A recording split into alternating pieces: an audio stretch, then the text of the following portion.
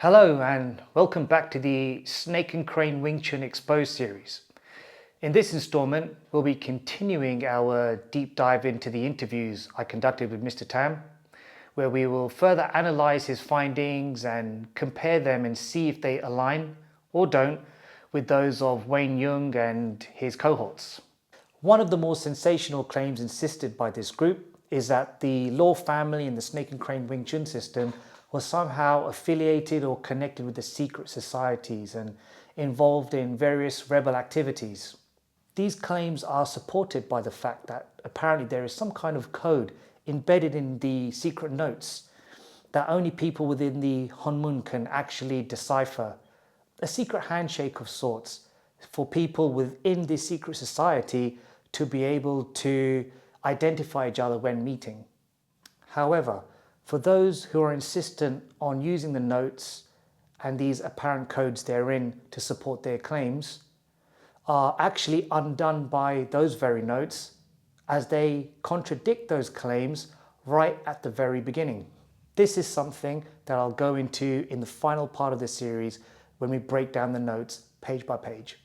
Further bits of supporting evidence have been offered, such as these secret societies operate in a two-man teacher-student capacity. 洪門入邊咧，紅棍嘅身份佢係兩個人學功夫，同另外兩個人係唔認識嘅。呢種就洪門入邊訓練殺手嘅方法。即係以前佢哋教功夫咧，兩個徒弟以另外兩個徒弟係唔認識嘅。萬一佢哋去執行活動嗰陣時，俾人捉咗，佢供唔出同門，佢真係唔認識。However, it's pretty common knowledge that Law Sifu himself has many disciples, so that immediately throws out the idea of the Snake and Crane Wing Chun system being taught in these secret pairs. Lastly, and most critically, is the very fact that Law Ting Jiao and Law Chu Wing both worked for the police, both in mainland and in Hong Kong. So it would be kind of strange that these people would be involved in a secret society and clandestine activities when they actually work for the government. Not to mention that Law Sifu and his own families also denied this secret society affiliation. This actually provides a perfect segue to address the next claim made by this group, and that is that Law Ting Jiao was Ip Man's superior when they both worked in apparently the same police department. Although both gentlemen worked in public service, there are no records of either Yip Man or Lord Ting Jiao working together at the same time in the same department or even in the same area. When quizzing Mr Taam as to where he got this information from and if there was any supporting evidence, he quickly told us that this came from Wayne Young himself, that there were no official records and that it was up to us whether we believed it or not. This reflected many of the answers Mr Taam gave me when there was no supporting evidence for particular claims. Then I decided to take it one step further and remind him of the fact that Law Sifu had himself denied any affiliation with the secret societies as well as members of his own family, and whether or not that changed his stance on things. It was at this point Mr Taam said that even if he heard it from Law Sifu's own mouth, he would still not change his position. Of course, this should raise some serious questions about the credibility of this particular person's research on this matter.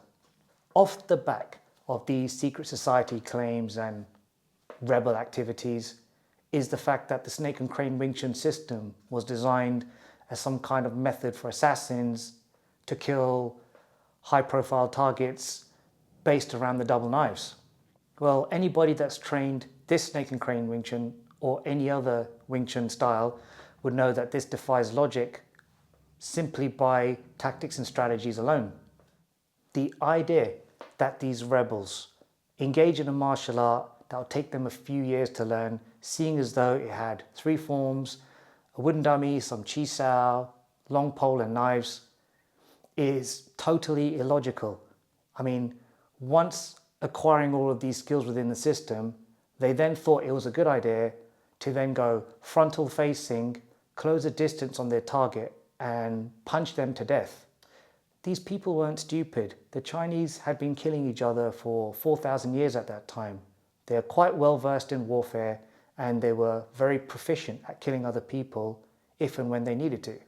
Despite this, Wayne and his cohorts claimed that it's evident upon reading the notes that this idea of the assassins being trained and those methods are held therein. However, that doesn't really seem to be the case. 冇講，呢啲亦唔會寫落去，冇可能將暗殺嘅秘密抄落去。但佢呢個純粹就係一個功夫同一個接頭暗號。但係從佢嘅手法嚟講，佢叫就女刀，佢嘅刀係要藏喺手袖度。咁你正常去比武去打，你點解要將刀收埋佢呢？你肯定要做秘密運動、秘密活動嗰陣時，先至藏埋把刀。呢個係冇可能嘅，事實亦唔需要學晒呢本嘢先去做殺手。佢做殺手可能識2招已經殺到人啦。Off the back of the unsupported claims made by Wayne, as well as the very weak connection with any kind of rebel activities or secret societies, Mr Taam has insisted here that he feels that this affiliation with these groups, as well as assassin kind of activities, is demonstrated by the fact that the knives were kept within the sleeves. I mean, why else would people keep the knives like that? Well, he seems to forget that these knives were known as in-the-sleeve knives or boot knives by many other people in many other styles. Just because the name of the knives may have had the word kill in it, it does not mean that this was referring to any kind of rebellious activities or usage.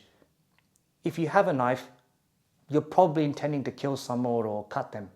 And as mentioned before, many other styles have this under the sleeve knives, as well as use the word kill in the description of them. And they do not profess to be part of any rebellious activities. I mean, does that mean that they were all assassins? No, it's just the name of the knives and a very weak connection made in order to try and prove their point. So the question arises, why does Mr Taam even support any of the claims made by Wayne and his cohorts? So it appears that this is a simple case of confirmation bias, where some of Mr Taam's theories and beliefs have aligned with Wayne's theories and beliefs and therefore gives him some kind of validation. This is a trap that many researchers have fallen prey to, myself included. Although I don't believe that there's any kind of nefarious intent from Mr Taam's side, this doesn't detract from the fact that this confirmation bias has prevented him from being objective in his research and therefore his ability to relay the truth.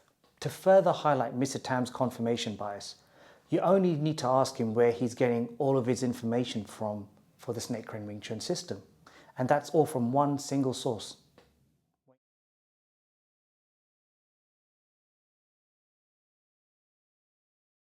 因為我一路接觸咧都係翁國榮，阿 Wing 同我解釋嘅好多嘢，因為我本身學張寶詠春，同佢哋嘅嘢係一模一樣，但我哋係冇文字記錄，佢哋有文字記錄，印證咗我哋好多嘢。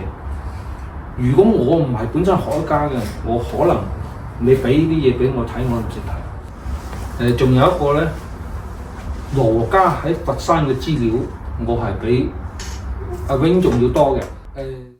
When asking Mr Taam why he hadn't approached the other disciples or Law Sifu himself when conducting his research on Snake Crane Wing Chun, 佢屋企嘅人唔願意再講呢啲嘢，甚至去鄉下去到個地址都係佢冇提供過俾我哋，係我發動朋友，即係等於我打俾個關眾講，喂，你呢度邊度，就同我揾出嚟嘅。